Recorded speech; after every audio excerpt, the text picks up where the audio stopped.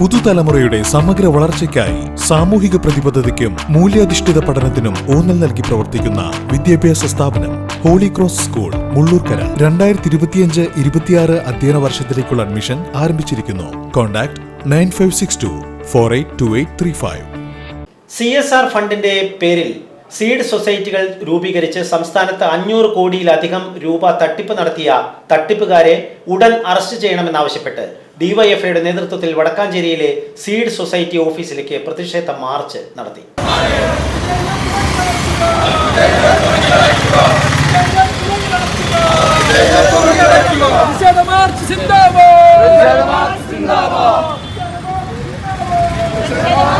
CSR ഫണ്ടിന്റെ പേരിൽ seed society രൂപീകരിച്ച് സംസ്ഥാന വ്യാപകമായി നടത്തിയ കോടിക്കണക്കിന് രൂപയുടെ തട്ടിപ്പിന്റെ വടക്കാഞ്ചേരിയിലെ ഏജൻസി നടത്തുന്നത് കോൺഗ്രസ് കൗൺസിലർമാരും നേതാക്കളും. തട്ടിപ്പുകാരെ അറസ്റ്റ് ചെയ്യണമെന്നാവശ്യപ്പെട്ടുകൊണ്ട് വടക്കാഞ്ചേരി സീഡ് സൊസൈറ്റി ഓഫീസിലേക്ക് ഡിവൈഎഫ്ഐ പ്രതിഷേധ മാർച്ച് സംഘടിപ്പിച്ചു. CPIM ഏരിയ കമ്മിറ്റി അംഗം MJ ബിനോയ് പ്രതിഷേധ മാർച്ച് ഉദ്ഘാടനം ചെയ്തു. ആയിരക്കണക്കിന് പരാതികൾ ഇങ്ങനെ വന്നുകൊണ്ടിരിക്കുന്നതുമായിട്ടുള്ള കോടിക്കണക്കിന് രൂപയുടെ തട്ടിപ്പിന്റെ കഥ പുറത്തു വന്ന ചർച്ച നടക്കുമ്പോൾ പ്രാദേശിക ചാനലിലൂടെ ആത്മവിശ്വാസത്തോടുകൂടി പറയുകയാണ്, ഞങ്ങളൊരു ബൈലോ തയ്യാറാക്കിയാണ് ഈ സൊസൈറ്റി സീഡ് സൊസൈറ്റി ഇവിടെ ആരംഭിച്ചിട്ടുള്ളത്. അതിനുശേഷം പറയുന്നത് ഞങ്ങളുടെ ചീഫ് കോർഡിനേറ്റർ അനന്തകൃഷ്ണനാണ്. ചില കേസുകളിൽ പെട്ടിട്ടുണ്ട്. അതിന്റെ ഭാഗമായി 100 ദിവസ കാലാവധി എന്ന് പറയുന്നത് പൂർത്തിയാക്കാനായിട്ടില്ല.